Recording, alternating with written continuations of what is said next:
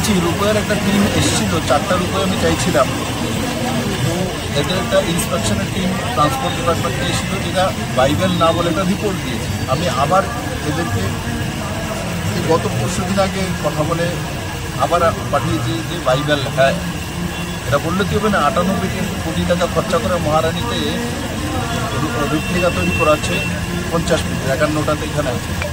তো ওখানে 100 কোটি টাকা খরচা করে, আমরা কি পাগল নাকি 100 কোটি টাকা খরচা করে যখন নাকি প্রজেক্ট তৈরি করছি। তো মাতাবাড়িতে অ্যাভারেজ ফুটবল 10,000-এর কাছে অ্যাভারেজ, করোনার সময় তো ডাউন হয়ে গেছে।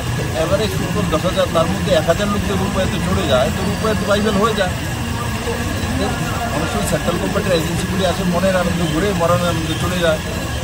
আমি এদেরকে বাড়িতে এনে ডেকে খুব দিয়েছি, এটা করতেই হবে, কীভাবে করবে এইভাবে করবে।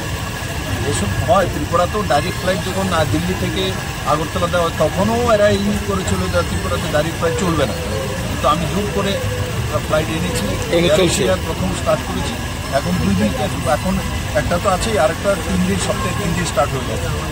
তো স্বাভাবিকভাবে অফিসারদের সব কথায় আপনি মেনে নেবেন, তাহলে তো জনতার প্রতিনিধির দরকার ছিল। বিপ্লববাবু, রেল স্টেশন, সেখানে ত্রিপুরেশ্বরী মায়ের নামে কি কোনো ধরনের এক্সপ্রেস চলবে? ত্রিপুরেশ্বরী এক্সপ্রেস অলরেডি উদয়পুর থেকে কি চলবে সেটা?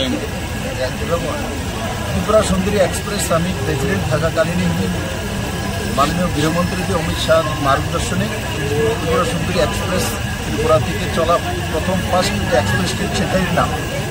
আর নামটা দেওয়ার পেছনে কারণ এটাই ছিল যে কমসে কম ত্রিপুরা সুন্দরীর নামটা জানো, পুরী এক্সপ্রেস আছে, জগন্নাথ এক্সপ্রেস আছে, কিন্তু ত্রিপুরা সুন্দরী এক্সপ্রেস হওয়া যাবে না, কারণ এখানে কমিউনিস্ট শাসন ছিল।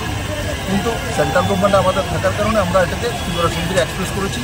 সেটার কারণে যখন ট্রেনটা যায়, তো মানুষ ত্রিপুরা সুন্দরী এক্সপ্রেসটা কি ও ত্রিপুরেশ্বরীর মন্দির, তো ত্রিপুরাকেও চিনে, মার কাছেও মানুষ।